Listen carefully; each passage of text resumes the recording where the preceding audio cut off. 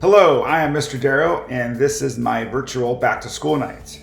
This is Computer Exploration, and let me just tell you a little bit about myself.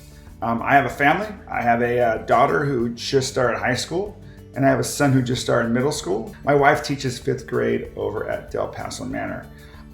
Distance learning has made it very tough for us, so that's why whenever we have a free time, we like to get out to the ocean or go for a hike. This is my 20th year teaching middle school. I taught 16 years at Winston Churchill Middle School, and this is my 4th year teaching at Barrett. What does computer exploration during distance learning look like?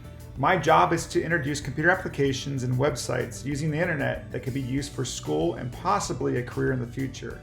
It's also to explore and demonstrate how computers have changed our world, and students will be creating multimedia projects that requires them to be creative thinkers.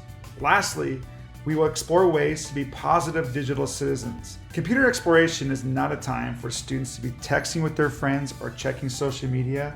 I'm not teaching them how to be a YouTube star. I'm teaching them how to use YouTube as a resource.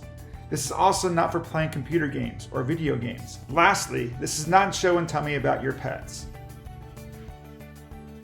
I promise I will always treat every student fair, even though I treat students different. This may sound confusing, but I have a lot of returning students that I have that connection with, and I could talk to them in a way that I wouldn't talk to my new students that are maybe shy and not really comfortable with me just yet. I have my students' best interests, which means if a student is having a hard time, I'm always an advocate for them first. I always put my students first, sometimes ahead of whatever it is that I'm doing here at home. And I also teach differentiated learning because I understand that we all learn at a different pace, and I'll make sure to give enough time for students to complete their work. And all I ask is for students to show effort and pride in what they create.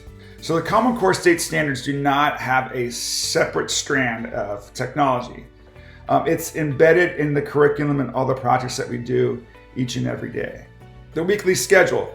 So if your student sees me on Monday and Thursday, on Mondays I'll introduce a topic or a project, and then I'll give them time to work on the projects.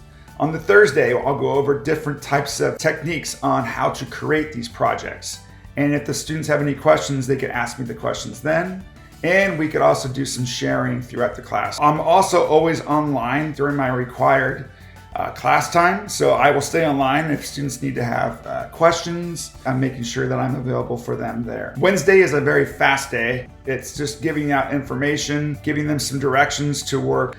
So for this quarter and next quarter, the students who are with me will be with me the whole entire first and second quarters. But then after the Christmas break, the holiday break, they'll come back and they'll go to art. So if we're distance learning, they'll still go to art, and if we're at school, they'll actually physically go to Coach Wright's art room. There is no homework after class time in this class. So if this class ends at 10:30 a.m., I expect the students to be done. Just be done with it, move on to your next class. I don't want to give any extra headaches. I believe all the teachers are on the same page with this. And then my grading policy. I use a rubric, a 4, 3, 2, 1, or a 0. A 4 is an A, 3 is a B, 2 is a C, a 1 is a D, and a 0 is an F. I would like to share with you my Zoom policy. Students do not have to have their camera on during my Zoom meetings. However, I do expect them to be an active participant. If they are called on and their screen is black, I expect them to answer. If they're not there, I will check back in with them. And if they still don't answer, then that's when we have a problem. And that's when I'll give you a phone call to let you know that your students need to be active in Zoom. My projects and assignments. The first project that we're doing right now is animation. We talk about the history, 2D versus 3D animations, and now students are creating a gallery of 2D animations. Next will be home design. Students will learn how to use the computers to design homes. We use a site called Planner 5D, and they get to go ahead and design their house and then decorate it and add a yard. And we talk about how architects now are really using online programs. We talk about digital music, the history of digital music. So how we listen to music, how music is distributed, how we buy music. We talk about the copyright laws that go with digital music, and then students create their own songs and their own beats. Next is computer game design. We learn about the history of video and computer games. Then we go into Game Star Mechanic, and students solve quests to earn materials to build a new game. And then once the students build the games, they're able to share their games and have students in the class play their games. And then we work on EverFi, which is digital citizenship. EverFi is student paced, so students log in and it's very interactive. So students learn how to use their phones, use their computers in a safe way. Mostly on Wednesdays, it's Prodigy Math. We do typing.com, we do some coding, and then we design cars, shoes, and clothes online. Since we're at home, and if a problem comes along, give yourself 5 minutes to figure it out. The first immediate response the student wants to do is email me. I'm having computer issues as well. We have to be patient and flexible. All I ask for my students to do is try. That's all I need them to do. Just try. Come on in, try to be a participant in a Zoom meeting.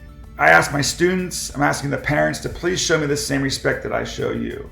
If I'm at home and it's 7 o'clock and we're having dinner, getting an email that night, yes, I read them and I do think about them, but I really want to set these boundaries where I don't want to respond right away. I'll respond in the morning because I need to dedicate that time to my family. This was an issue for me last year where I was just in this room replying to emails all day and all night, and I'm trying to really work on setting a balance. I'm giving it my all. I'm putting in a ton of work. If you have any questions, you could always go ahead and email me. If you email me in the evening and it's late, I'm probably not going to respond to you till the next morning. Our students are middle school students, and if they have a question, they could always email me as well. Thank you for watching this video. If you have any questions, email me, and I look forward to a fun first and second quarter. I'm going to try to make this as enjoyable as possible, and I promise you I got your students back and I am putting in a lot of work.